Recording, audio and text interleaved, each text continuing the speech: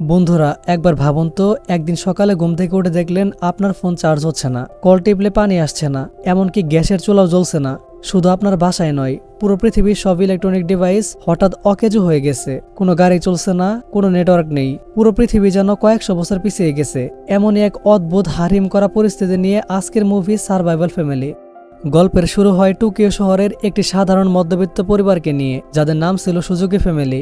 বাবা ইয়োশিউকি একজন ঘরকোনো অফিস কর্মী, মা মিৎসুয়ে ছিল একজন গৃহিণী, এবং তাদের দুই সন্তান কেনজি এবং ইউই সারাদিন হেডফোন নিয়ে ব্যস্ত থাকে। তাদের মধ্যে পারিবারিক বন্ধন বলতে গেলে কিছুই ছিল না।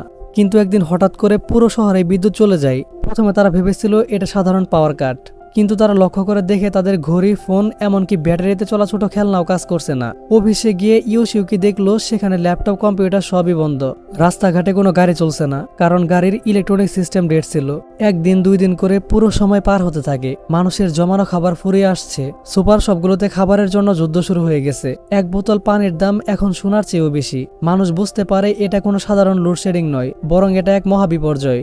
শহরের জীবন নরক হয়ে ওঠে। তখন বাবা ইয়োশিউকি সিদ্ধান্ত নেয় তারা টোকিও ছেড়ে দূরে তাদের গ্রামের বাড়ি চলে যাবে, কারণ সেখানে অন্তত চাষবাস করে খাওয়ার সুযোগ আছে। কিন্তু কোনো ট্রেন বা বাস তো চলছে না, তাই তারা সাইকেল নিয়ে শত শত মাইল পাড়ি দেওয়ার সিদ্ধান্ত নেয়। এই যাত্রা মোটেও সহজ ছিল না।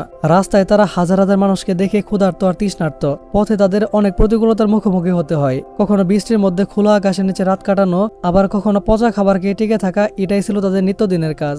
যাত্রাপথে তাদের সাথে এমন এক ফ্যামিলির দেখা হয় যারা আগে থেকেই ক্যাম্পিং বা আউটডোর লাইফ অভ্যস্ত ছিল। তাদের দেখে সুজুকি ফ্যামিলি বুঝতে পারে আধুনিক প্রযুক্তি ছাড়াও বেঁচে থাকার জন্য অনেক কিছুই শেখার আছে। সুজুকি ফ্যামিলির বাবা, যে কিনা আগে থেকেই খুবই অহংকারী ছিল, সে এখন পরিবারের জন্য অন্যের কাছে হাত পাততে দ্বিধাবোধ করছে না। যাত্রার এক পর্যায়ে তারা এক বিশাল নদীর সামনে পড়ে। সেখানে কোনো ব্রিজ নেই।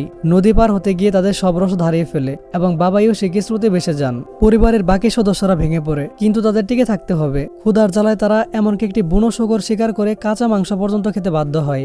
অবশেষে অনেক কষ্টের পর তারা একটি সমুদ্র তীরবর্তী গ্রামে পৌঁছায়। সেখানে তারা দেখতে পায় তাদের জীবন অনেকটা আগের মতো হলেও অনেক তারা বেশ আত্মনির্ভরশীল হয়ে উঠেছে। তারা মাছ ধরা এমনকি চাষাবাদ করতেও শুরু করে। এভাবে কেটে যায় দীর্ঘ 2 বছর। তারা প্রায় ভুলে গিয়েছিল বিদ্যুতের কথা। একদিন ভোরে হঠাৎ করে কেনজি ডিজিটাল ঘড়িটি বিপ করে বেজে ওঠে। ল্যাম্পপোস্টের লাইটগুলো জ্বলে ওঠে। পুরো দুনিয়ায় বিদ্যুৎ ফিরে আসে। আবার তারা টোকিও ফিরে আসে। কিন্তু এবার তারা বদলে গেছে। কেনজি আর ইউই এখন আর ফোনের উপর নির্ভরশীল নয়। বাবা ইয়োশিউকি এখন পরিবারের সাথে সময় কাটায়। এই দীর্ঘযাত্রা তাদেরকে শিখিয়েছে টেকনোলজি ছাড়াই মানুষের আসল শক্তি হলো তার পরিবার এবং টিকে থাকার ইচ্ছা। বন্ধুরা, সারভাইভাল ফ্যামিলি মুভিটি আমাদের মনে করিয়ে দেয় আমরা প্রযুক্তির উপর আসলে কতটা নির্ভরশীল।